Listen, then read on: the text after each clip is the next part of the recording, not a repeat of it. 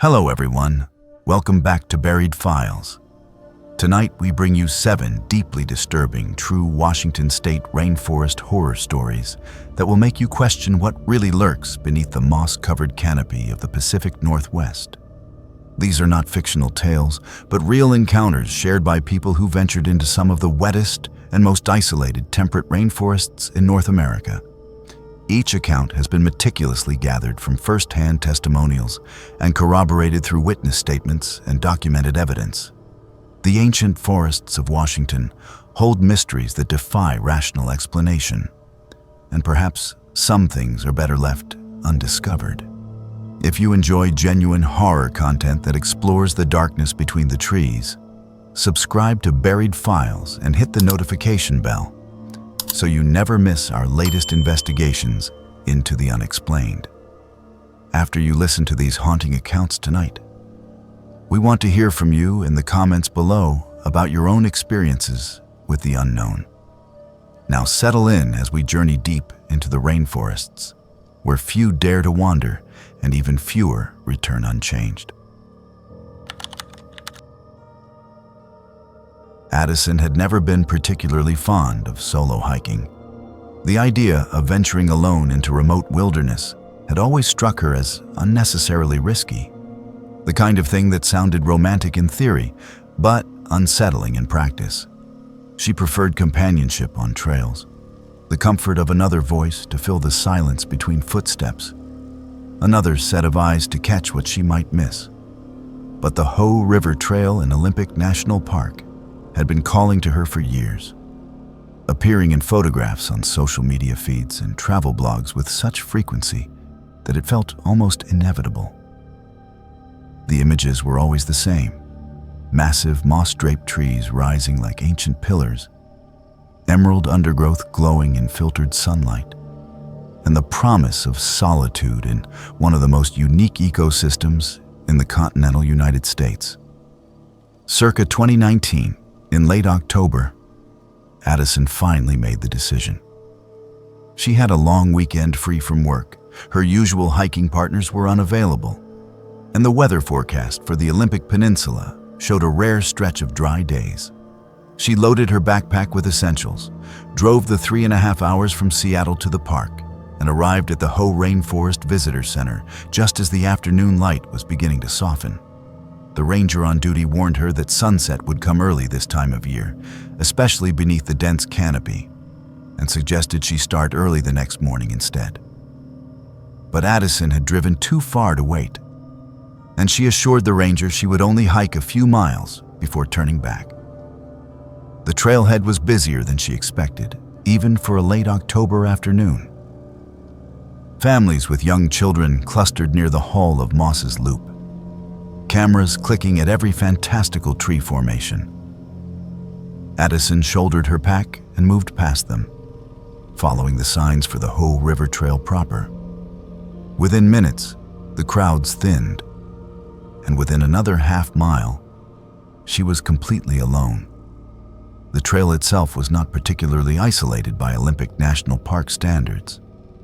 It was well maintained, wide enough for 2 people to walk side by side, and saw moderate foot traffic even in the off-season. But Addison had arrived late, and by the time she reached the 3-mile mark, the ancient forest had already begun to swallow the fading daylight. The Hoh Rainforest has a reputation for being one of the wettest places in the continental United States, receiving upwards of 12 to 14 feet of rain annually. The air hung thick with moisture, clinging to Addison's skin and hair, making every breath feel heavy and saturated.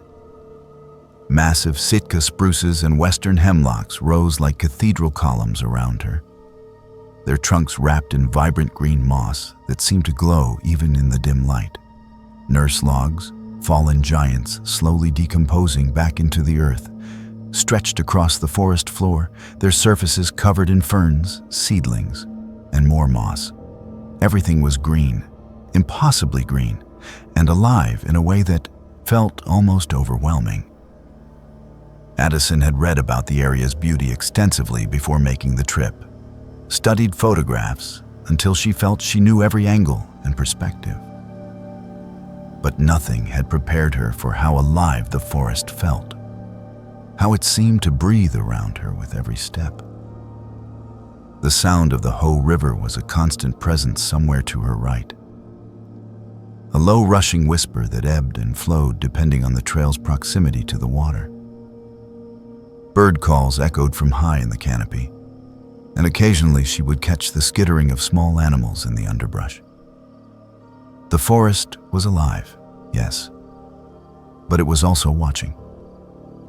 That thought crept into Addison's mind, unbidden around mile 3, and once it arrived, she could not shake it. She told herself it was just the unfamiliarity of the environment, the natural unease that comes from being alone in a place so vast and ancient. But the feeling persisted, growing stronger with each passing minute. She began glancing over her shoulder more frequently, scanning the spaces between trees, looking for movement where there should be none. There was nothing, of course, just moss and ferns, and the endless towering trunks of trees that had been growing long before she was born and would continue growing long after she was gone. Around mile 4, Addison noticed something unusual. Between the Douglas firs to her left, approximately 30 yards off the trail, she saw what appeared to be a figure standing perfectly still. At first, she assumed it was another hiker who had wandered off the path, perhaps to take a photograph or answer a call of nature. But as she stopped to look closer, she realized the figure was not moving at all, not shifting weight from one foot to the other, not looking around, not adjusting a backpack or checking a phone. Just standing there, facing her direction, completely motionless. Addison called out, her voice sounding strange and small in the vastness of the forest. She asked if the person needed help, if they were lost, if everything was okay. There was no response. The figure remained perfectly still, a dark silhouette against the green backdrop of ferns and moss. Addison felt her heart rate increase, felt the first prickle of genuine unease run down her spine. She tried to rationalize what she was seeing. Perhaps it was a stump, an oddly shaped tree trunk, or a peculiar arrangement of branches that from this angle looked human. The forest was full of such optical illusions, after all, shapes that the human brain desperately tried to interpret as familiar patterns. She rubbed her eyes, blinked several times, and looked again. The figure was still there. Tall, easily over 6 feet, with broad shoulders and arms hanging at its sides. The proportions were unmistakably human. Addison took a step forward, intending to get a better look, to confirm once and for all whether she was seeing a person or a trick of light and shadow. That was when the figure moved. It was not a dramatic movement, not a wave or a turn. It simply took one slow, deliberate step to the side, moving behind a wider tree trunk and disappearing from view. Addison's breath caught in her throat. Whatever she had been looking at, it had just proven itself to be very real and very much alive. She stood frozen on the trail, flashlight now clutched tightly in her hand, despite the fact that there was still enough ambient light to see. She waited, listening for footsteps, for the sound of someone moving through the undergrowth. There was nothing. The forest had gone unnaturally quiet. Addison became acutely aware of the silence in that moment. The bird calls had stopped. The rustling of small animals in the undergrowth had ceased. Even the sound of the Hoh River seemed muted, distant, as though someone had turned down the volume on the entire world. All she could hear was her own breathing and the pounding of her heart in her ears. She continued to stare at the spot where the figure had disappeared, willing it to reappear, to reveal itself as nothing more than a confused hiker or a park employee conducting some kind of survey. after what felt like an eternity but was probably only 30 seconds. Addison saw movement again. This time, the figure was closer, perhaps only 20 yards away, standing behind a moss-covered fallen log. It was watching her. She could feel it even though she could not make out any facial features or details in the growing darkness. The realization that this thing, whatever it was, had moved significantly closer without making a sound, sent a wave of primal fear through Addison's entire body. She did not wait to see what it would do next. She did not call out again or try to take a photograph or attempt any form of communication. Addison simply turned on her heel and began walking briskly back down the trail, forcing herself not to run, not to give in to the panic that was clawing at the edges of her consciousness. Running would be worse, she told herself. Running would signal prey behavior, would trigger some kind of chase instinct if this was an animal or, God forbid, a person with bad intentions. Every few steps, Addison would glance over her shoulder, and each time she did, her heart sank a little further. The figure was still there, moving parallel to her through the trees, keeping pace but never stepping onto the trail itself. It moved with an unnatural smoothness, gliding between the ancient trunks as though the dense undergrowth, the fallen logs, the thick carpet of ferns did not exist for it. There was no sound of footsteps, no snapping of branches, no rustling of vegetation. It simply moved, a dark shape among darker shadows, always there, always watching. Addison picked up her pace, her walk becoming a jog, her jog threatening to break into a full sprint. She no longer cared about appearing calm or rational. She just needed to get back to the trailhead, back to her car, back to civilization where things like this did not happen. The trail felt impossibly long, each bend and turn revealing only more forest, more moss-covered trees, more shadows where something could be hiding. She kept checking over her shoulder, and the figure kept pace, sometimes closer, sometimes farther away, but always there. By the time Addison finally burst out of the forest and into the parking area near the visitor center, the sun had fully set. The sky was a deep purple, stars just beginning to appear overhead.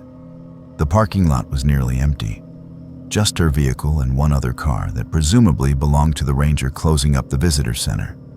Addison ran to her car, fumbling with her keys, hands shaking so badly she dropped them twice before finally managing to unlock the door.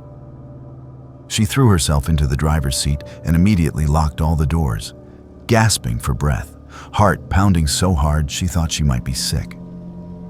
For several minutes, she just sat there, trying to calm down, trying to convince herself that she had overreacted, that what she had seen was nothing more than another hiker or perhaps a large animal, a bear or an elk that had looked humanoid in the failing light. But even as she tried to rationalize it, Addison knew in her gut that what she had seen was neither human nor animal. It was something else, something that did not belong to any category her mind could comfortably accept. As she sat there catching her breath, Addison's headlights automatically turned on, triggered by the darkness. The beam swept across the parking lot and illuminated the edge of the forest at the far end. And there, standing just beyond the tree line, exactly where the light met the shadows, was the figure. It stood motionless, watching her, just as it had been doing for the last 2 miles. Addison could see it more clearly now in the harsh, artificial light. Tall, impossibly tall, with long limbs and a shape that was almost human, but not quite. The proportions were wrong somehow. The arms too long, the torso too narrow, the head tilted at an angle that made her skin crawl. She did not hesitate. Addison started the engine, threw the car into reverse, and backed out of the parking space with more speed than was probably safe. She did not look in her rearview mirror, did not check to see if the figure was still there or if it had moved. She simply drove, following the park road back to the highway, then the highway back towards Seattle, putting as many miles as possible between herself and the Hoh Rainforest. Addison has never returned to the Hoh River Trail. She has tried to research what she saw, spent hours on paranormal forums and hiking websites looking for similar accounts, but found nothing that quite matched her experience. There are stories of strange sightings in the Pacific Northwest, of course. Bigfoot reports, skinwalker legends, tales of shadow people and missing hikers. But none of them captured exactly what she had witnessed that day. The silent watcher that moved through the ancient forest like it owned the place, like it had been there long before the trees themselves. To this day, years later, Addison cannot fully explain what she saw in those ancient woods. She knows it was real, knows she was not hallucinating or mistaken. The memory is too vivid, too detailed, burned into her consciousness with the clarity that only genuine fear can provide. Sometimes, late at night when she cannot sleep, she wonders if the figure is still there, still watching the trail, waiting for the next person to wander just a little too far into its territory. And she wonders, with a shiver that has nothing to do with the temperature, what would have happened if she had not turned back when she did? If she had continued deeper into the forest as the sun set and the shadows grew long? If anyone has had a similar experience on the Hoh River Trail or elsewhere in Olympic National Park, if anyone has seen the tall figure that moves without sound through the moss-draped trees, Addison would very much like to hear about it. Not because she needs validation, she knows what she saw was real, but because she would like to know that she was not the only one, that others have encountered this thing and lived to tell about it. And perhaps, just perhaps, someone out there knows what it is and why it watches from the shadows of the Hoh Rainforest. Ryan had been working as a forestry technician in the Quinault rainforest for nearly 5 years when the incident occurred. The position had been perfect for him, a combination of scientific work and outdoor solitude that suited his personality far better than the office jobs his college degree had initially qualified him for. The Quinault area of Olympic National Forest is known for its record-breaking rainfall, receiving an average of 12 feet of precipitation annually, and for being home to some of the largest trees in the world. The western red cedars and Sitka spruces in the valley bottom reached heights that seemed to defy physics, towering over the forest floor like ancient monuments to a time before human civilization. Ryan's job often required him to hike deep into the backcountry to collect data on tree growth patterns, soil composition, and wildlife activity. He would spend days, or sometimes weeks, alone in the forest, setting up temporary camps and methodically working through his assigned survey areas. He was accustomed to solitude in a way that most people never experience, comfortable with the sounds of the forest and the particular quality of silence that exists beneath a rainforest canopy. He had spent countless nights alone in remote areas without incident, had grown familiar with the calls of Roosevelt elk, the rustling of black bears in the underbrush, and the strange acoustics that heavy moss and dense vegetation create. That all changed in the autumn of 2017. Ryan had set up camp near the shores of Quinault Lake, several miles from the nearest road and well beyond the areas frequented by recreational hikers. The lake itself was stunning, a glacially carved body of water surrounded by mountains and fed by dozens of streams that tumbled down from the high country. The area he had chosen for his base camp was on the less developed eastern shore, where old growth forest grew right down to the water's edge. He had pitched his tent in a small clearing, close enough to the lake to hear the gentle lapping of water against the shore, far enough into the trees to have shelter from the wind that occasionally swept down from the mountains. The forecast had called for rain, which was not unusual for October in the Quinault Valley. Ryan had come prepared with extra tarps, waterproof gear, and enough supplies to last him 2 weeks, if necessary. His research objectives were straightforward: document the health and growth rates of old-growth cedars in a specific watershed, collect soil samples from various elevations, and note any signs of disease or pest infestation. It was routine work, the kind of thing he had done dozens of times before in dozens of different locations throughout the Olympic Peninsula.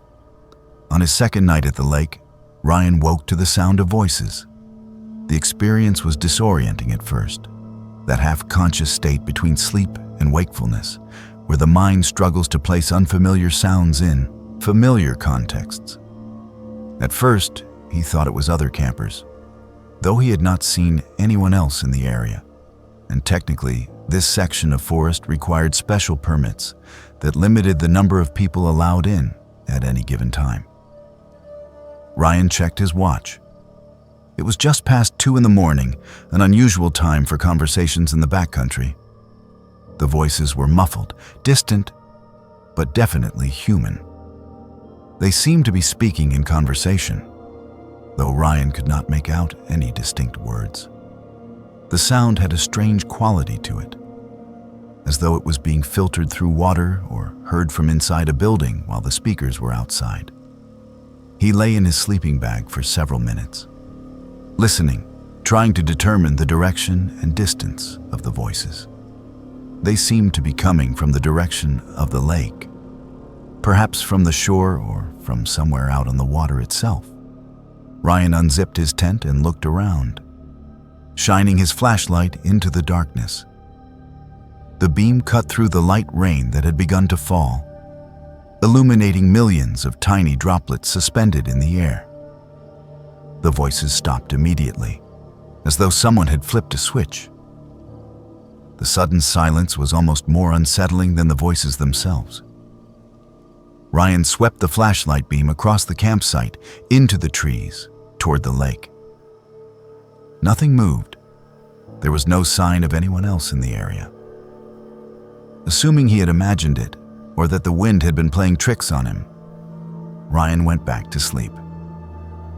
The following night, the voices returned, but this time, they were closer.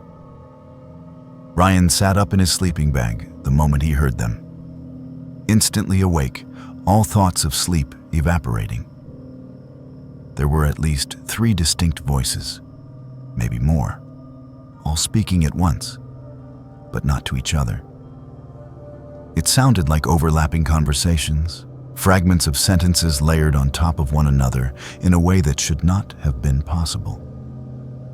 Ryan could almost make out individual words now. Almost, but not quite.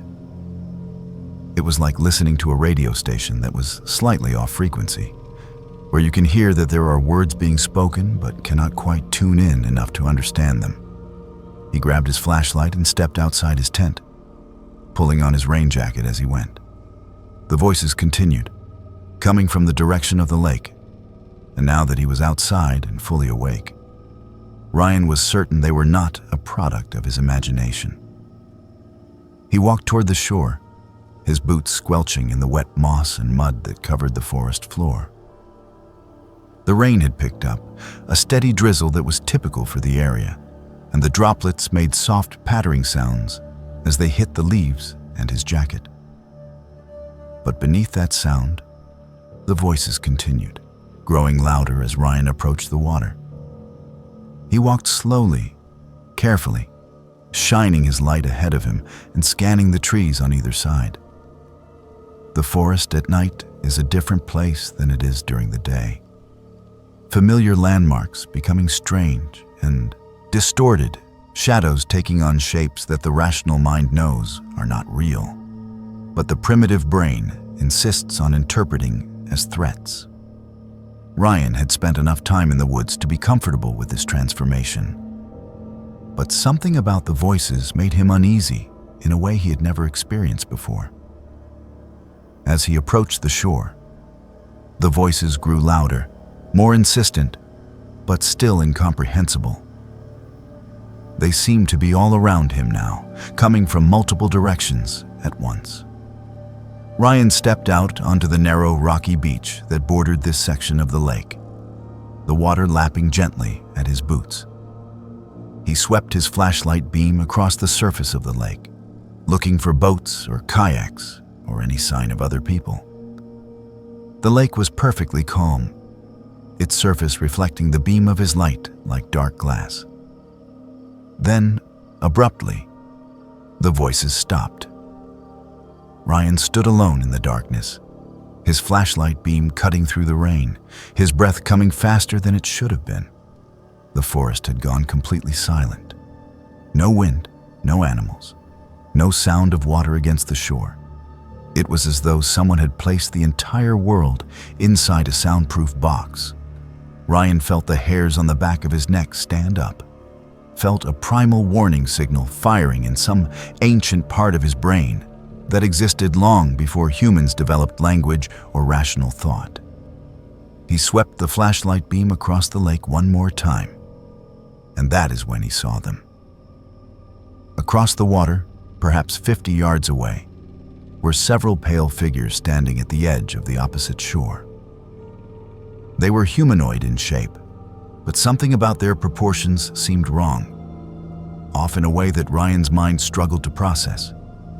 They stood motionless, facing his direction, and even at this distance, even in the darkness and rain, Ryan could tell they were watching him. A cold dread settled over Ryan, the kind of fear that bypasses rational thought and goes straight to the survival centers of the brain. Every instinct he had was screaming at him to move, to run, to get away from the shore and these figures and this unnatural silence. He backed away from the water, not taking his eyes off the figures across the lake. As he retreated, they began to move. The figures stepped into the water and began wading toward him. Their movements were slow, deliberate, and completely silent. Ryan watched in horror as they moved deeper into the lake, the water rising to their waists, then their chests. But they kept coming. They showed no signs of swimming, no attempt to stay afloat, just a steady, relentless progression through the water, as though they were walking on solid ground beneath the surface. Ryan did not wait to see what would happen when they reached his side of the lake. He turned and ran back to his camp, crashing through the undergrowth with no regard for the noise he was making or the equipment he might be damaging. His hands shook as he tore down his tent, stuffing everything into his pack with no attempt at organization or care. He did not care about leaving things behind, did not care about his research objectives or the data he had spent 3 days collecting. He just needed to leave. As Ryan worked frantically to pack his gear, he could hear the voices again. They were coming from multiple directions now, surrounding him in the forest, always just out of sight, always just at the edge of his flashlight beam. They followed him as he shouldered his pack and started down the trail toward the road. Always present, always speaking in that unsettling, overlapping cadence. The voices seemed to come from everywhere and nowhere at once, layering on top of each other until they created a sound that was almost musical in its dissonance. Ryan hiked through the darkness for hours, using his headlamp to navigate the trail, moving as quickly as he dared on the slippery, root-covered path. The voices followed him for miles, sometimes fading into the distance, sometimes growing so loud that they seemed to be coming from right behind him. He would spin around, swinging his light beam into the forest, but there was never anything there. Just trees and moss and rain and darkness. It was not until Ryan reached his truck, parked at the trailhead where he had left it 3 days earlier, that the voices finally stopped. The moment he stepped onto the gravel parking area, the moment his feet touched ground that had been cleared and maintained by the Forest Service, the voices ceased. The sudden silence was almost as shocking as the voices themselves. Ryan stood in the parking lot, gasping for breath, his heart pounding, his hands still shaking as he fumbled for his keys. He threw his pack into the truck bed, climbed into the cab, and locked the doors. For several minutes, he just sat there, engine running, heater blasting, trying to process what had just happened. The rationale part of his mind, the part that had been trained in scientific method and empirical observation, wanted to find an explanation. Auditory hallucinations brought on by sleep deprivation. The acoustics of the lake playing tricks with sounds from miles away. Some kind of wildlife vocalization he had never heard before. But Ryan knew, in the same way Addison had known on the Hoh River Trail, that what he had experienced was not something that could be easily explained or rationalized. He reported the incident to the Park Service the following day, carefully describing what he had heard and seen without editorializing or speculating about what it might have been. The ranger he spoke with listened politely, took notes, and assured Ryan that they would look into it. But Ryan could see the skepticism in the ranger's eyes, could sense that his report would be filed away and forgotten, just another strange story from the backcountry that could not be verified or explained. No explanation was ever found. No other forestry technicians or hikers reported similar experiences in that area. Or, if they did, those reports were not shared with Ryan. He requested a transfer to a different forest district shortly after, citing personal reasons. His supervisor was understanding, perhaps more understanding than Ryan had expected, which made him wonder if he was not the first person to request a transfer after spending time in the Quinault backcountry. Ryan has never returned to the Quinault Rainforest. His career in forestry continues, but he now works in the drier, more open forests east of the Cascades, where the trees are smaller and the undergrowth is thinner, and the sound of voices carries clearly enough that you can tell whether they are human or something else. He still thinks about that night by the lake, still wonders what those figures in the water were and what they wanted. And sometimes, late at night when the wind is blowing and he is alone in his tent, he thinks he can hear the voices again, distant and overlapping, speaking words he can almost but not quite understand. Lucy and Christopher had been dating for just over a year when they decided to take a weekend camping trip to the Carbon River area of Mount Rainier National Park in early spring of 2018. Both were experienced hikers and had visited the park multiple times, though never together. The decision to finally make the trip as a couple had been spontaneous, born from a rare alignment of free weekends and favorable weather forecasts. The Carbon River region is one of the more remote sections of the park, characterized by dense temperate rainforest, glacier-fed rivers, and significantly fewer crowds than the more popular Paradise or Sunrise areas. For Lucy and Christopher, this isolation was part of the appeal. They set up camp near the Carbon River, in a designated backcountry site that required a wilderness permit. The area was breathtaking in a way that photographs could never quite capture. Massive old growth cedars and hemlocks towered overhead, their trunks so wide that it would take several people holding hands to encircle them. The branches were draped with hanging moss that swayed gently in the breeze, creating an almost dreamlike atmosphere. The river itself was a milky gray-blue color, fed by the Carbon Glacier several miles upstream. And the sound of rushing water provided a constant ambient backdrop to their conversations.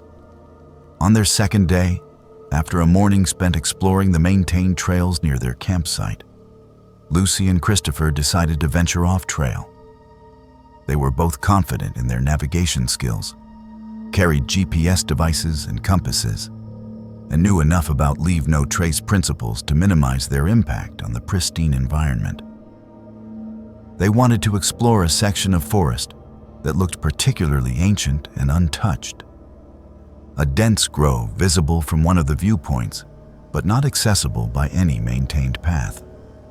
After about an hour of careful bushwhacking through dense undergrowth, stepping over fallen logs and navigating around thickets of Devil's Club, they stumbled upon a clearing that seemed distinctly out of place. The trees here were thinner, younger, predominantly alders and smaller conifers rather than the massive old growth that dominated the surrounding forest. It was as though this particular patch of land had been cleared at some point in the past few decades, and the forest was only now beginning to reclaim it. The ground was uneven, covered in thick moss and scattered with decaying logs.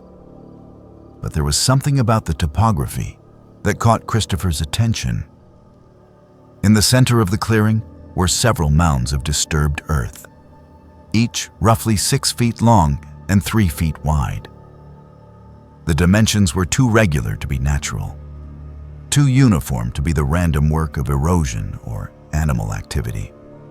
The soil covering the mounds was darker than the surrounding ground, rich and loamy in a way that suggested it had been turned over relatively recently in geological terms.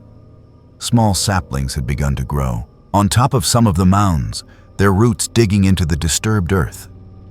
But they were young trees, perhaps only 10 or 15 years old. Christopher knelt down beside one of the mounds, his curiosity overcoming the vague sense of unease that had been growing since they entered the clearing. As he brushed away some of the moss and surface debris, his hand touched something that made his blood run cold. Partially exposed in the dirt was a piece of fabric, dark blue and tattered by time and moisture, but unmistakably synthetic. It was part of a jacket or shirt, the kind of weatherproof material hikers and outdoor enthusiasts wear. Christopher pulled his hand back, as though he had touched something hot. He called Lucy over, keeping his voice low despite the fact that they were miles from anyone else. Together they examined the site more closely, moving carefully around the clearing, counting the mounds. There were at least 7, possibly 8, depending on whether some of the smaller disturbances in the ground qualified. All were roughly the same size and shape. All were arranged in no particular pattern, scattered across the clearing as though placed there at different times by someone who was not concerned with organization or symmetry. Lucy noticed something else that made the situation even more disturbing. On several of the trees surrounding the clearing, there were carvings. These were not typical trail graffiti, not initials in hearts or crude drawings. These were deliberate, detailed carvings of faces. Each face was different, some appearing masculine, others feminine, some that could have been either. But they all shared one common feature that sent chills down Lucy's spine. Every single face had its eyes closed, as though sleeping or dead. The carvings were weathered, the cuts in the bark partially healed over and covered with moss in places, but they were still clearly visible. They were all positioned at roughly the same height, about 5 feet off the ground, at eye level for an average person standing in the clearing. Christopher suggested they leave immediately and report what they had found to the park rangers. The implications of what they were looking at were too serious to ignore, too potentially significant to simply walk away from without telling anyone. Lucy agreed without hesitation. They quickly marked their route as best they could, using Christopher's GPS to record the exact coordinates of the clearing, and made their way back to their campsite. Neither of them spoke much during the hike back. The discovery had cast a shadow over what had been a perfect weekend, transforming their romantic camping trip into something that felt heavy and wrong. That evening, they contacted the Park Service using the emergency contact number on their wilderness permit. They explained what they had discovered, carefully describing the location, the mounds, the fabric, and the carvings. The ranger they spoke with asked several pointed questions about the exact location and what specifically they had seen. there was something in the ranger's tone that suggested this was not the first time someone had reported something unusual in that area, though the ranger would not confirm or deny that impression. A ranger arrived at their campsite the following morning, earlier than Lucy and Christopher had expected. The ranger was accompanied by another official whose role was not immediately clear, someone who carried themselves with the bearing of law enforcement but wore civilian clothes rather than a Park Service uniform. Lucy and Christopher led them back to the clearing, following their GPS coordinates and the subtle markers they had left the previous day. The hike took longer than it had the first time, nearly 2 hours instead of 1, but eventually they found the spot. The ranger's expression shifted from professional skepticism to genuine alarm as they examined the site.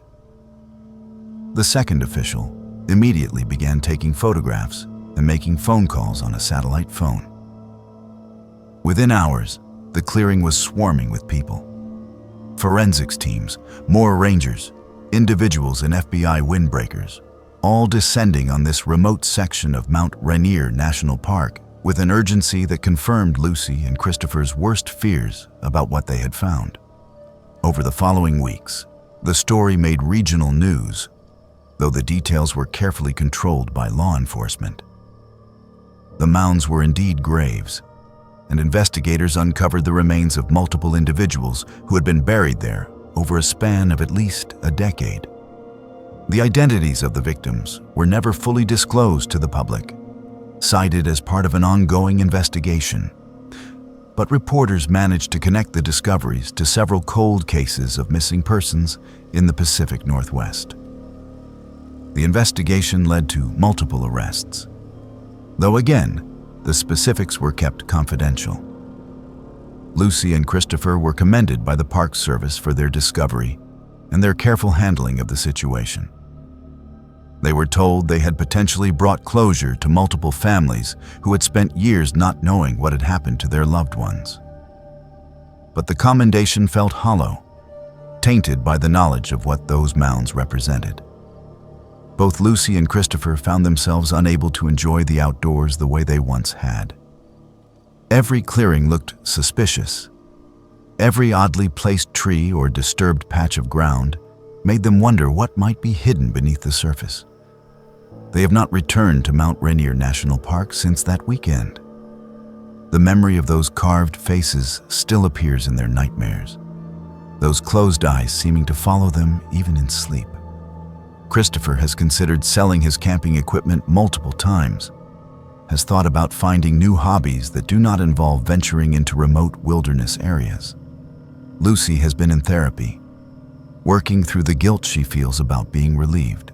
They left when they did. About being grateful they only found the graves rather than stumbling upon whoever had dug them. The case officially remains open, though no further arrests have been publicized. The section of forest where the clearing was located has been closed to the public indefinitely, cordoned off and marked with warnings about ongoing law enforcement activity.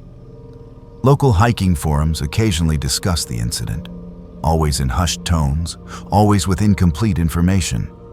Some claim to know more than they are saying. Others dismiss the whole thing as an overblown response to a misunderstanding. But Lucy and Christopher know what they saw, know what they found, and know that the beautiful forests of the Pacific Northwest can hide darkness that most people never imagine exists.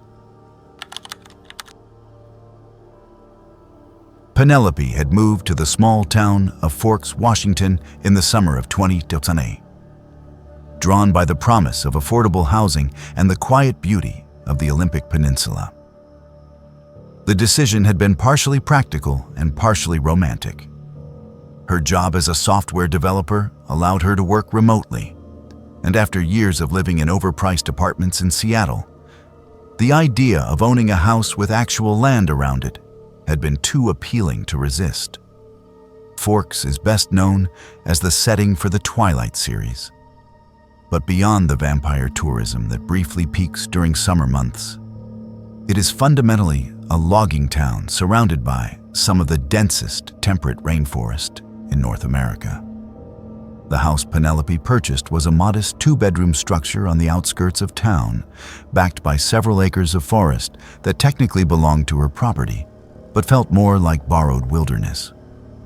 The trees were massive, primarily old-growth western red cedars and Sitka spruces that had likely been standing for centuries. The property had been on the market for months before Penelope made her offer, priced well below comparable homes in the area. The real estate agent had mentioned something about the previous owners moving out of state for work. But there was a vague quality to the explanation that Penelope only later recognized as deliberately evasive. Penelope worked from home and enjoyed the solitude in a way that surprised her. After years of urban living, of constant noise and neighbors separated only by thin walls, the quiet of the forest was a revelation.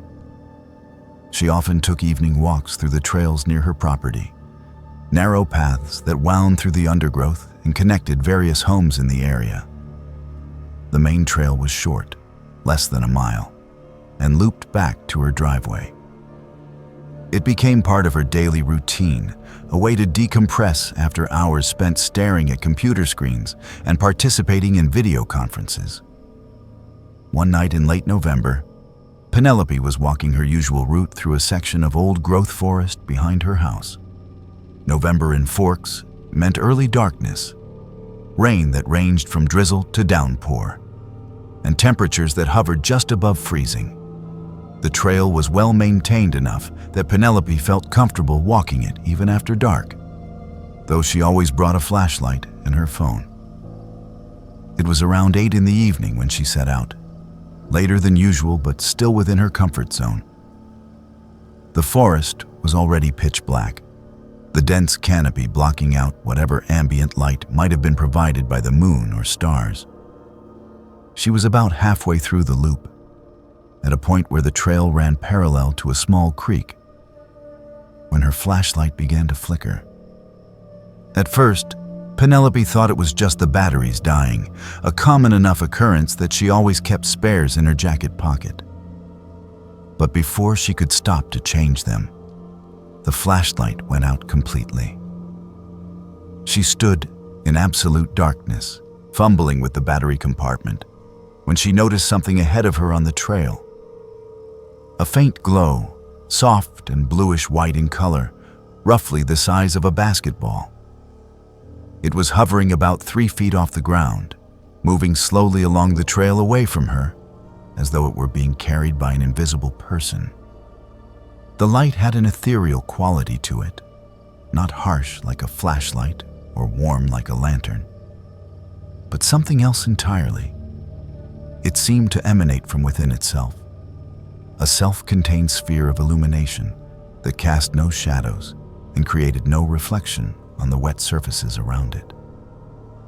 Penelope stood frozen, her dead flashlight forgotten in her hands. Her first thought was that it must be another person, someone with some kind of unusual light source. But even as she formed that thought, she knew it was wrong.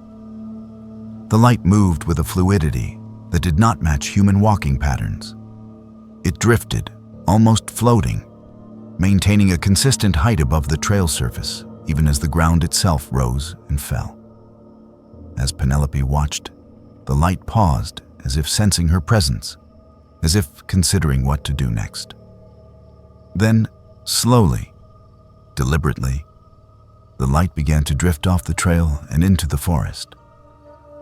It moved between the massive trunks of the old cedars, weaving around them with impossible grace, never once catching on branches or being blocked by undergrowth. As it passed near trees, Penelope could see them illuminated in that strange bluish glow, the moss on their trunks appearing to shimmer, the ferns on the forest floor casting faint shadows that disappeared as soon as the light moved on. Penelope felt an inexplicable pull to follow the light. Every rational part of her mind was screaming that this was a bad idea, that following mysterious lights into the forest was exactly the kind of thing that ended badly in every story and film she had ever encountered. But there was something about the light itself.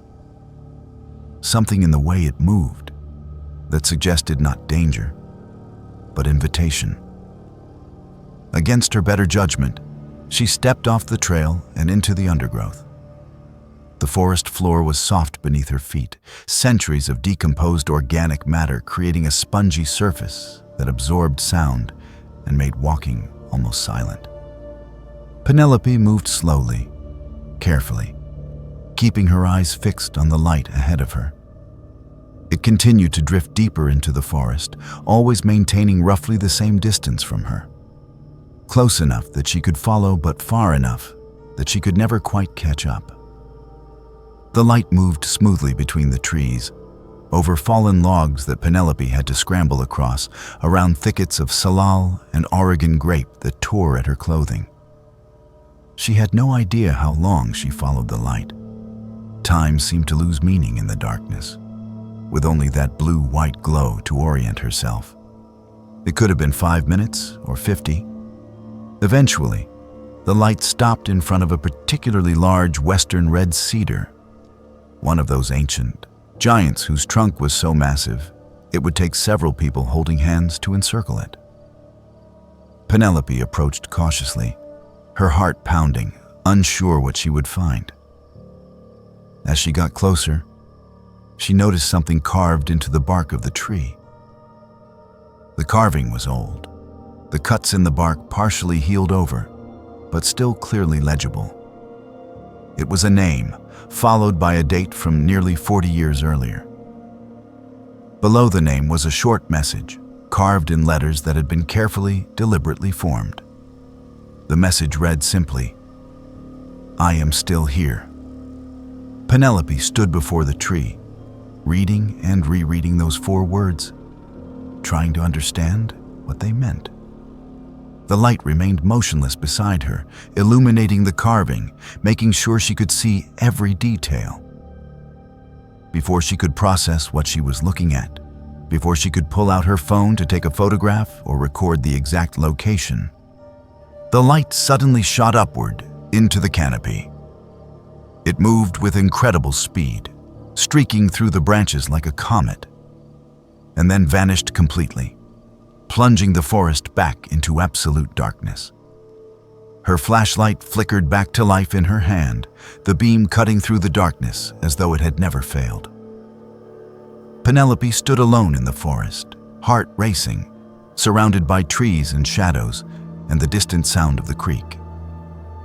She looked up at the carved message one more time, using her flashlight to confirm it was real, then hurried back toward where she thought the trail should be.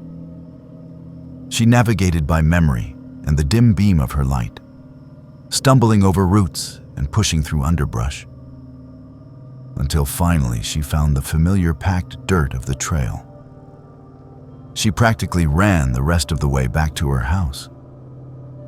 Once inside, doors locked and lights blazing, Penelope sat at her computer and began to research.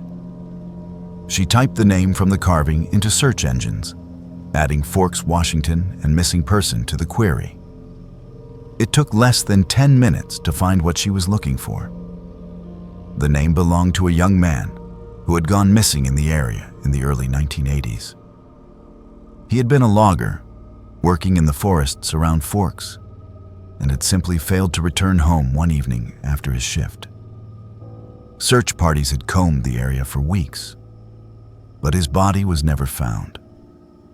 The case had eventually gone cold, classified as a probable accident in terrain where bodies could remain hidden indefinitely beneath layers of moss and fallen timber. Penelope printed out the article, which included a photograph of the missing man.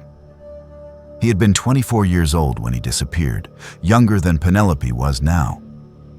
The article mentioned that his family had never stopped looking for answers, had spent decades hoping for some kind of closure. As Penelope read, she realized that the coordinates of her property, the section of forest where she had followed the light, fell within the general search area that had been covered back in 1982. She has seen the light several times since that first encounter. It always appears in the same section of forest, always moves with that same purposeful drift. always seems to be leading somewhere or trying to communicate something. Penelope has stopped following it. The first time had been enough, the message on the tree clear enough that she did not need further confirmation. She had considered reporting the location to authorities. But what would she tell them? That a mysterious light had led her to a tree with a carved message that might indicate where a body was located. She had no proof, no way to explain how she had found it without sounding like she was either lying or losing her grip on reality. Instead, Penelope has made peace with the light.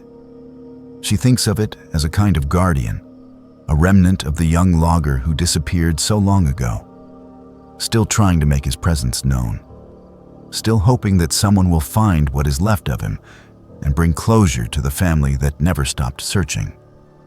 On nights when she walks the trail and sees the glow between the trees, Penelope stops and acknowledges it, sometimes speaking aloud to the darkness, telling the light that she sees it, that she knows it is there, that it is not forgotten. The forest around Forks holds many secrets, layers of history written in fallen timber and moss-covered stones. Penelope has come to understand that she is living in a place where the boundary between the living and whatever comes after is thinner than in most places, where the dead sometimes linger not out of malice, but out of need. The light beneath the canopy is not threatening, not dangerous, but it is insistent. It wants to be remembered, wants to be found. And Penelope suspects that one day, perhaps when she is braver or when the time is right, she will follow it again and discover what really happened in those woods 40 years ago. Nathan and Stella had been married for 3 years when they decided to take a belated honeymoon trip to Lake Crescent in Olympic National Park. The original plan had been to travel abroad, perhaps to Europe or Southeast Asia, destinations they had pinned to digital maps and bookmarked in travel blogs during the excitement of their engagement. But financial constraints and demanding work schedules had delayed their plans year after year, until the idea of international travel began to feel more like a burden than a joy. Lake Crescent, with its crystal clear waters and surrounding rainforest, seemed like the perfect compromise. It was close enough to drive from their home in Tacoma, affordable enough that they would not spend months recovering financially, and beautiful enough to feel like a genuine escape from their daily routines. They booked a cabin near the lake for a long weekend in early October 2021, choosing dates deliberately outside the peak summer season to avoid crowds. The cabin was one of several maintained by a private company that had held the lease for decades. Simple structures with wood paneling, stone fireplaces, and windows that offered panoramic views of the lake. The area around Lake Crescent has a reputation for being one of the most scenic locations in the Olympic National Park system, and photographs rarely do it justice. The lake is one of the deepest in Washington state, plunging to depths of over 600 feet in some locations. And the water is so clear that visibility can extend to depths of over 60 feet on calm days. Nathan and Stella arrived on a Friday afternoon, the autumn light already beginning to soften as they unpacked their bags and explored the cabin. The structure was exactly what they had hoped for. Rustic without being primitive, comfortable without being luxurious. The lake was visible from nearly every window, its surface smooth and dark blue, reflecting the steep forested hills that surrounded it on all sides. The cabins along the shore were spaced far apart, offering a sense of seclusion that felt like a luxury after years of apartment living in the city. They spent their first day hiking the Merrimere Falls Trail, a relatively easy walk through old-growth forest that terminated at a stunning waterfall cascading down moss-covered rocks. In the afternoon, they rented kayaks from the lodge and paddled along the shoreline, marveling at the clarity of the water and the way the light played across its surface. Everything was perfect in the way that vacations rarely are. The weather cooperating, their moods aligned, the beauty of the landscape exceeding even their elevated expectations. That night, they returned to their cabin for dinner, cooked steaks on the small grill outside, and settled in for a quiet evening by the fireplace. Around midnight, Nathan woke to complete silence. The experience was disorienting in a way that is difficult to describe to someone who has never encountered it. This was not the peaceful quiet of a remote location, the gentle background hum of wind through trees, or the distant calls of nocturnal animals. This was an oppressive, suffocating absence of sound, as though someone had wrapped the entire world in layers of insulation and cut off all connection to the living environment outside. Nathan sat up in bed, his heart already beginning to race, though he could not immediately identify why he felt so alarmed. Stella was also awake, sitting upright beside him, staring at the window. She turned to him and whispered, her voice sounding strange and small in the oppressive silence. "Do you feel that?" Nathan nodded, unsure what exactly she was referring to, but knowing instinctively that she was experiencing the same thing he was. The air in the cabin felt heavy, as though the atmospheric pressure had suddenly increased.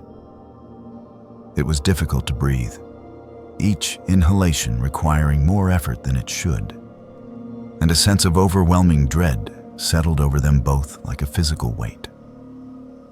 They heard nothing, but they both felt as though something was watching them from outside.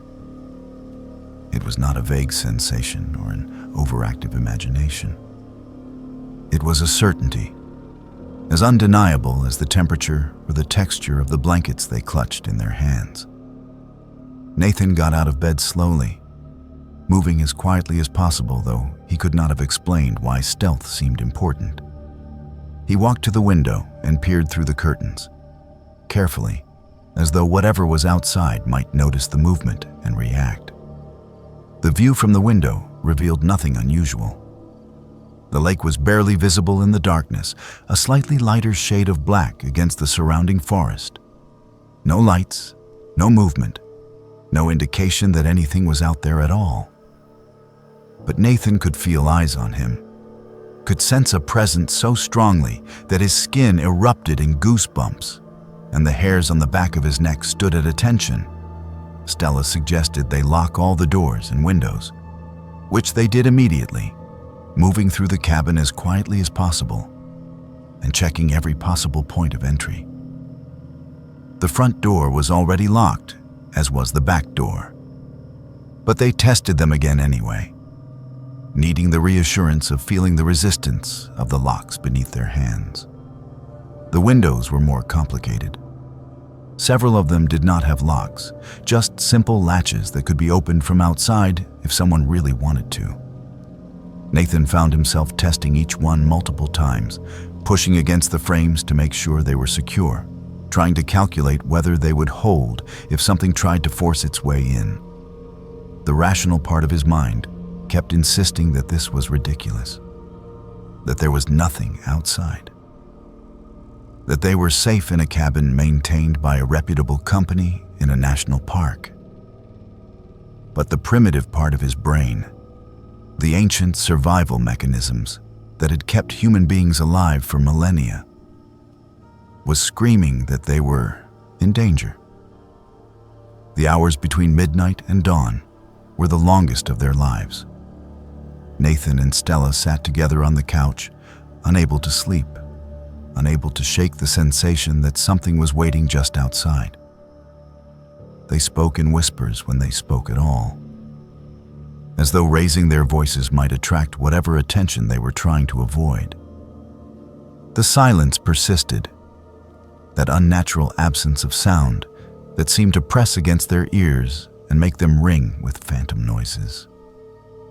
Nathan kept checking his phone, watching the minutes crawl past with agonizing slowness, willing the sun to rise and break whatever spell had been cast over the cabin.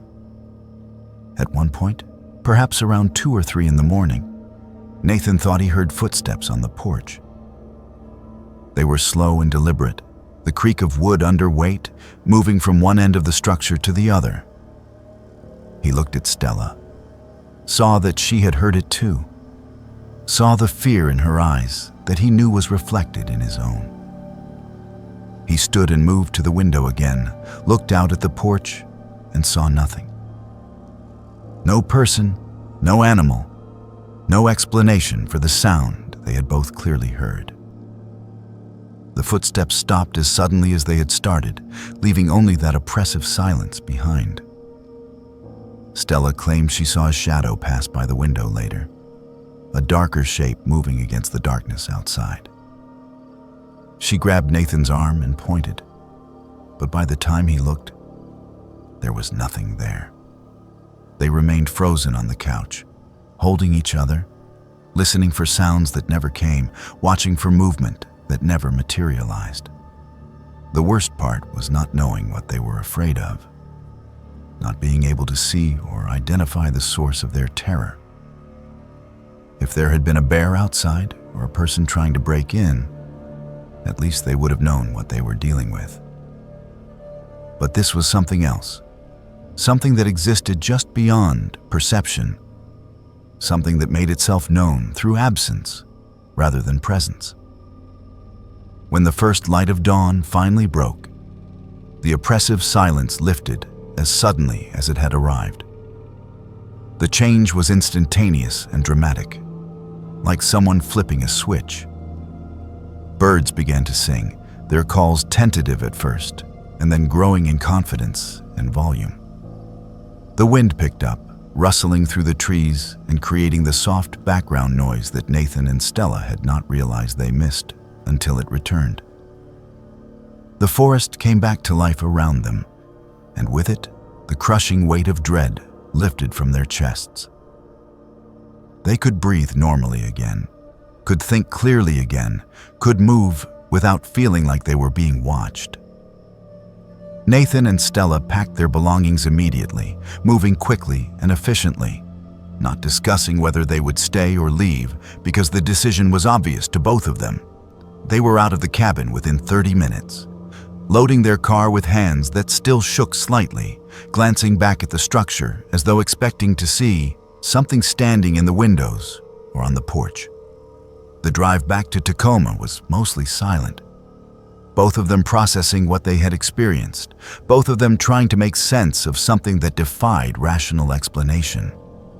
They did not report the experience to the cabin owners or to park rangers, fearing they would not be believed or would be dismissed as tourists who had let their imaginations run wild. Who would believe that they had cut their vacation short because of silence, because of a feeling, because of an oppressive presence that left no physical evidence of its existence? They told their friends and family that the cabin had been disappointing, that the amenities had not met their expectations, vague complaints that discouraged further questions. To this day, Nathan and Stella do not know what caused the silent hours at Lake Crescent. They have researched the area extensively, looking for similar reports or historical incidents that might explain what they experienced. There are stories of disappearances around the lake, of course, as there are around most large bodies of water in remote areas. There was a famous murder in the 1930s. A woman whose body was found in the lake years after she went missing. But nothing they found matched the specific nature of their experience. The oppressive silence and the sense of being watched by something that existed just beyond the edge of perception.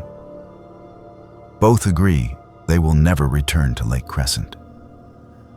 The beauty of the lake, which had seemed so appealing in photographs and travel guides, is now tainted by the memory of that night. Nathan sometimes wakes in the middle of the night, momentarily disoriented, listening for the absence of sound that characterized those horrible hours.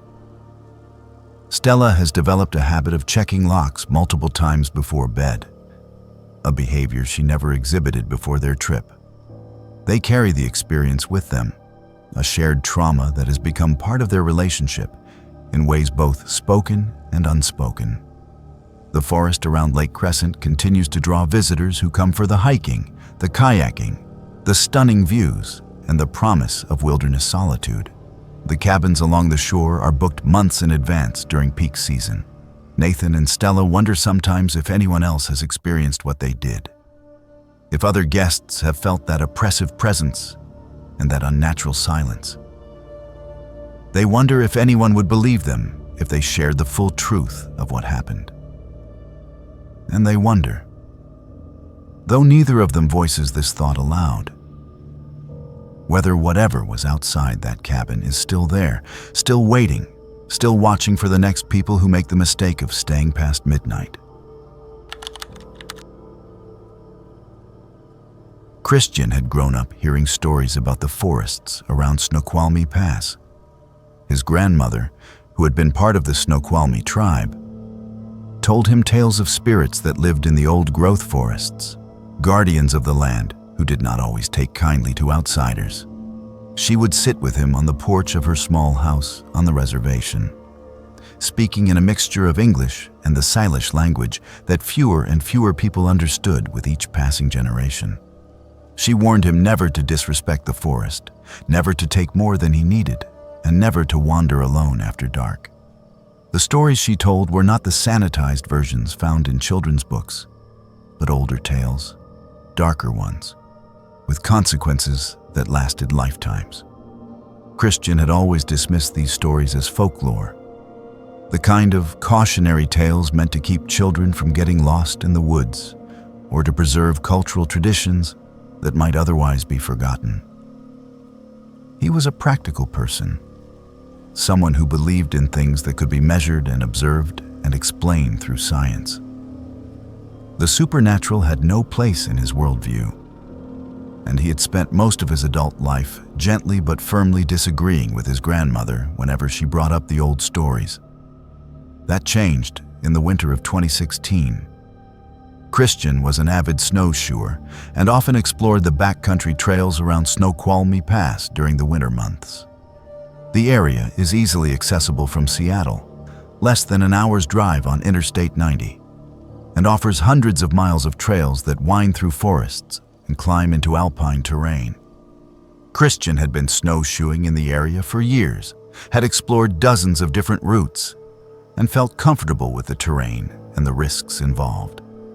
One weekend in late January, he decided to hike a lesser-known trail that wound through a dense section of temperate rainforest before climbing into the alpine zone above. The forecast called for clear skies and moderate temperatures, perfect conditions for a solo day trip. Christian set out early in the morning, carrying only a day pack with essentials: water, snacks, a first aid kit, extra layers, a headlamp, and the usual items he took on any backcountry excursion. The trailhead was nearly empty when he arrived, just one other car in the parking area, and he did not encounter any other hikers as he started up the trail. The forest was beautiful in winter, the trees heavy with snow, the silence profound in the way that only happens when fresh snow absorbs all sound. Christian felt at peace, enjoying the solitude and the physical exertion of moving through the snowy landscape. Several miles into the hike, Christian noticed something unusual: a set of tracks in the snow, running parallel to the trail but never crossing it. The tracks were humanoid in shape, but the stride was unnaturally long, as though whatever made them had been taking enormous steps. Each print was at least 4 feet from the next, far longer than any human could manage even running. Christian stopped to examine the tracks more closely. They were deep, indicating significant weight, and there was no sign of snowshoe or boot tread. Just smooth, elongated impressions in the snow, each one sinking down several inches into the powder. Curiosity got the better of Christian's usual caution. He had seen bear tracks before, elk tracks, even the occasional mountain lion print. These were different, and he wanted to understand what had made them. He decided to follow the tracks off trail, reasoning that he would only go a short distance and that he could always retrace his steps back to the maintained path. The tracks led him deeper into the forest, away from the trail and into a section of woods he did not recognize. The trees here were older, larger, and the canopy was so dense that very little snow had made it to the ground beneath them. The tracks became harder to follow, but Christian pressed on, convinced he was onto something unusual. After about 20 minutes of bushwhacking through the forest, the tracks led Christian to a small clearing. In the center of the clearing stood a figure. It was tall, easily 7 feet if not more, and appeared to be made of twisted branches and bark, as though it had grown directly out of the forest itself. The figure stood perfectly still, facing away from Christian, and for a long moment, he simply stared at it, trying to understand what he was seeing. His mind cycled through possibilities. An art installation, perhaps, or some kind of elaborate sculpture created by another hiker.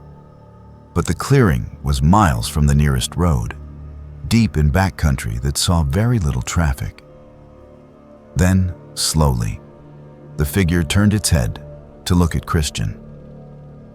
The movement was deliberate and smooth. Not the jerky motion of something mechanical, but the fluid turn of something alive. The face was hollow, literally hollow. Where eyes, nose, and mouth should have been, there was only an empty void, a gaping hole that seemed to absorb the light around it.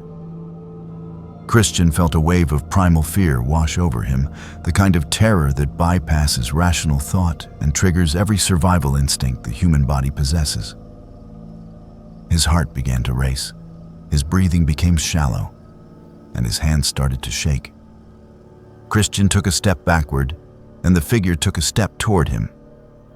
It moved with an unnatural jerking motion, as though it were not accustomed to walking, as though the act of movement required conscious effort rather than automatic response. The sound of its footsteps was wrong too. Heavy thuds that seemed to shake the ground beneath Christian's feet. He did not wait to see what it would do next. He turned and ran, crashing through the underbrush and snow, desperate to find his way back to the trail. He could hear it behind him, the sound of branches snapping and the heavy thud of footsteps that shook the ground with each impact. Christian ran without thinking, without planning, guided only by panic and the desperate need to escape.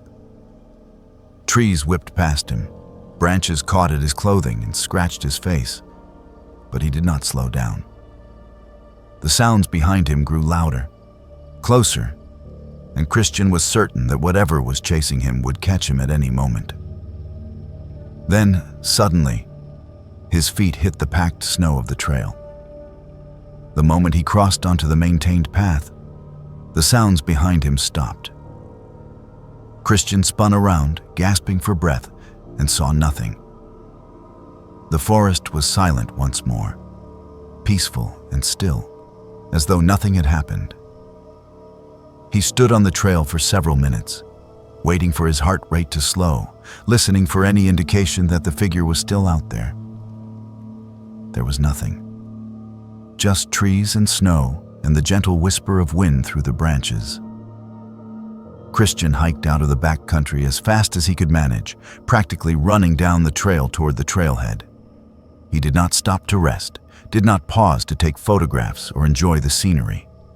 He just needed to get back to his car, back to civilization, back to a place where things made sense and creatures made of branches did not chase people through the forest. When he finally reached the parking lot, he threw his pack into his car and drove straight home without looking back. He has never spoken publicly about what he saw that day, fearing ridicule or disbelief. The rational part of his mind still tries to find explanations, still cycles through possibilities that might account for what he experienced. Perhaps it was a bear walking upright, and fear distorted his perception of its features. Perhaps it was another person in elaborate costume, playing a prank or conducting some kind of performance art.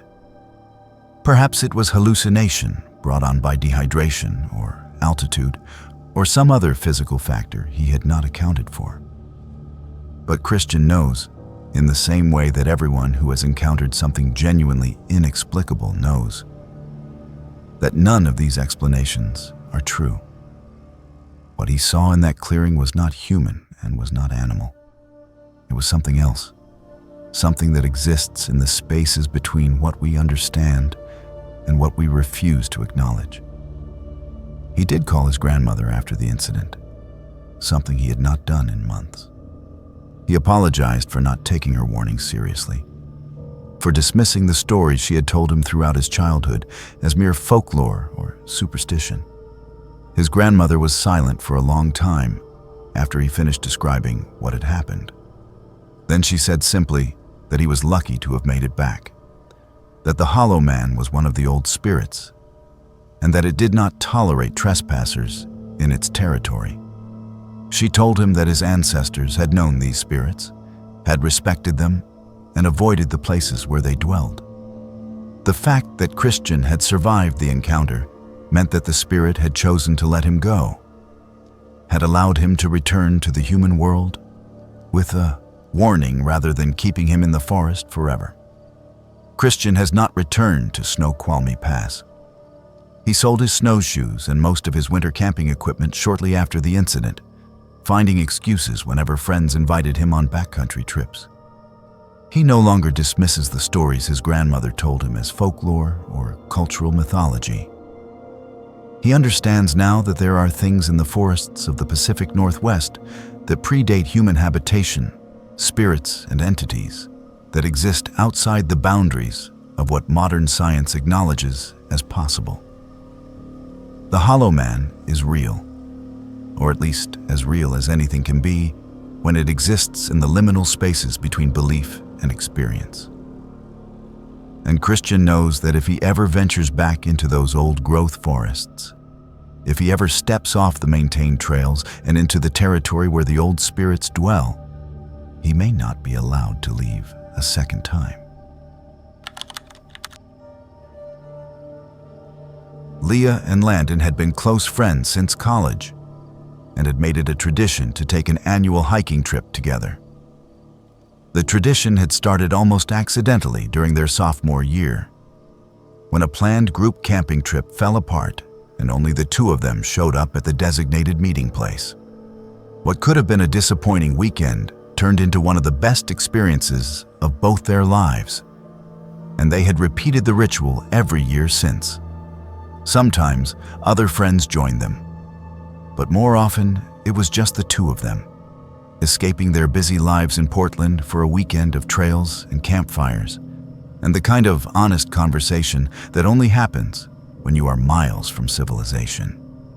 In the spring of 2022, they chose Cape Disappointment State Park, located at the southwestern tip of Washington, where the Columbia River meets the Pacific Ocean.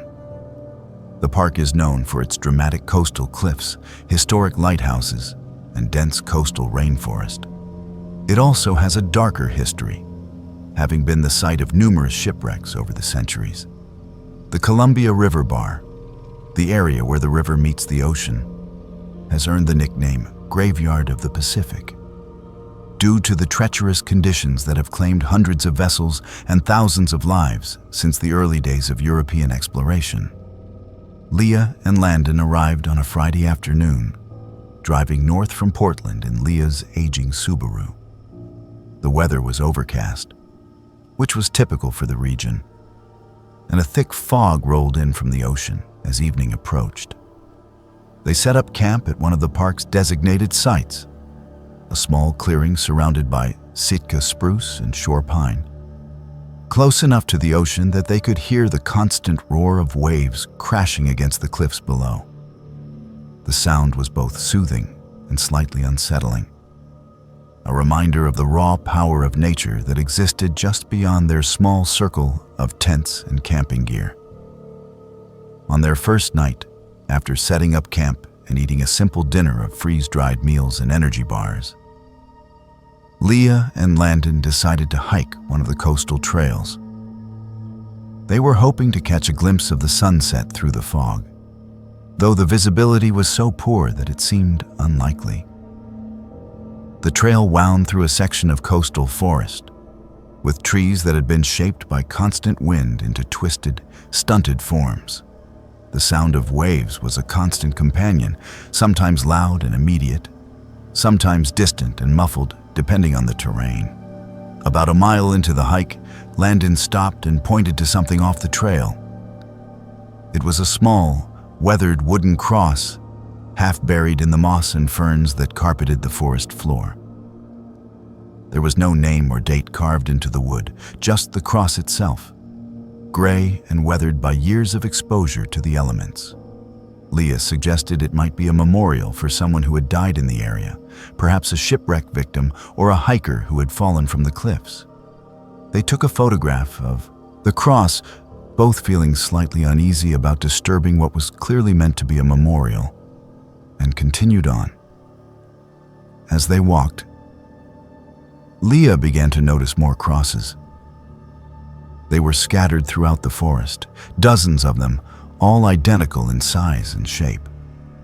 Some were barely visible, completely overtaken by vegetation, while others looked relatively new, the wood still retaining hints of its original color. Landon found it unsettling and suggested they turn back, but Leah was curious. She wanted to see where the trail led, wanted to understand why there were so many memorials in this particular section of forest. They pressed on, and the fog grew thicker, reducing visibility to only a few feet in any direction. The trail eventually opened up to a rocky overlook, offering what should have been a stunning view of the ocean far below. But the fog was so dense that they could barely see the water, only hear it. The constant roar of waves had become almost hypnotic, a white noise that seemed to fill every space in Leah's head. She walked to the edge of the overlook and looked down, trying to see through the fog to the beach below. That is when she saw them. Hundreds of crosses, planted along the cliffside, descending all the way to the beach below. They covered the entire slope, a silent forest of memorials stretching from where Leah stood all the way down to the waterline. The sight was overwhelming, both beautiful and deeply disturbing. Landon joined her at the edge, and they stood in stunned silence, trying to comprehend what they were seeing. Neither of them spoke for several minutes, both processing the sheer number of crosses and what they might represent.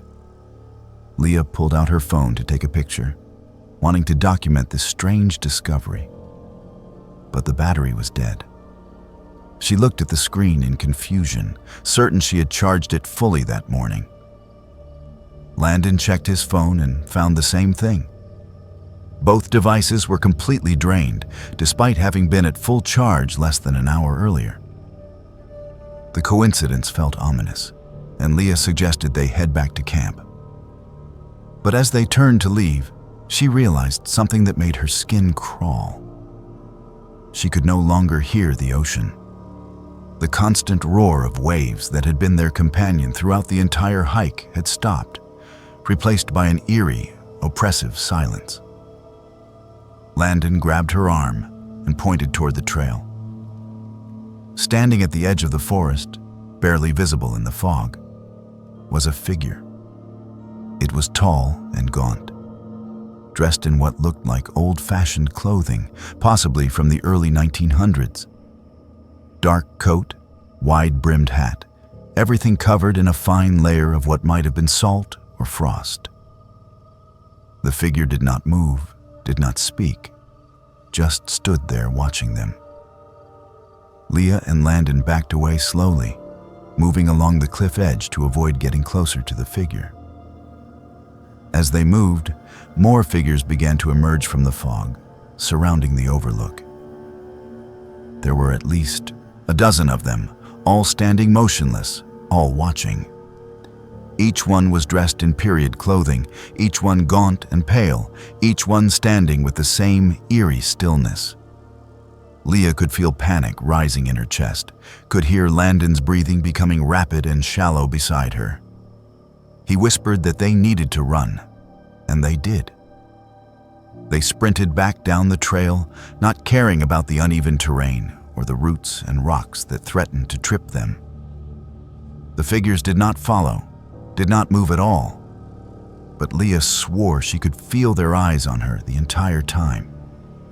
She ran faster than she had ever run in her life, branches whipping at her face, her lungs burning, her legs threatening to give out. Landon stayed close beside her, and neither of them looked back until they were well away from the overlook.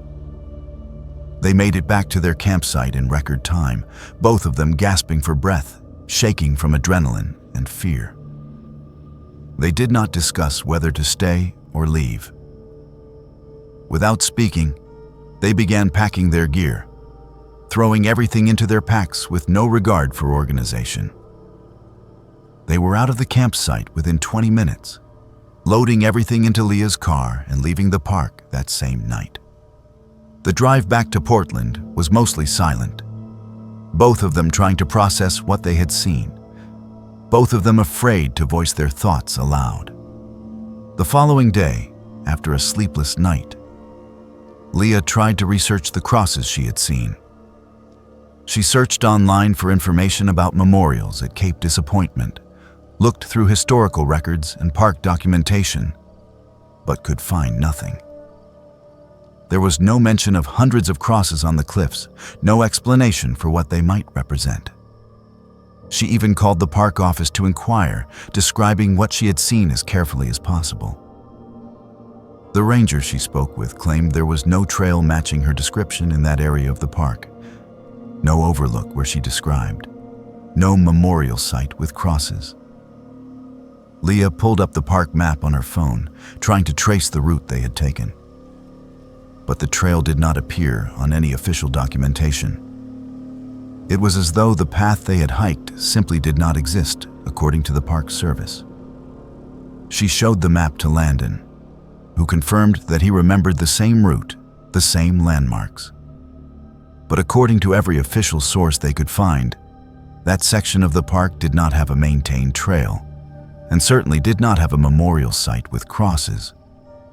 The photos they had tried to take were lost with their dead phone batteries, and when they recharged the devices later, there was no record of the images being captured. It was as though the entire experience had been erased, leaving only their memories as evidence that it had happened at all. Leah and Landon have not returned to Cape Disappointment, and both have agreed never to speak of what they saw that night except to each other. The memory of those figures standing in the fog, silent and unmoving, still haunts them. They wonder sometimes if the crosses represent the thousands of people who have died in shipwrecks along the Columbia River Bar over the centuries. They wonder if the figures they saw were the spirits of those lost at sea, forever trapped in the fog between the land and the water. And they wonder, though neither of them voices this thought, what would have happened if they had not run when they did? If they had stayed at that overlook surrounded by those silent watchers? The graveyard of the Pacific has claimed many lives over the years, sailors and passengers and crews who met their end in the treacherous waters where the river meets the ocean. Perhaps some of them never left, never moved on to whatever comes after death.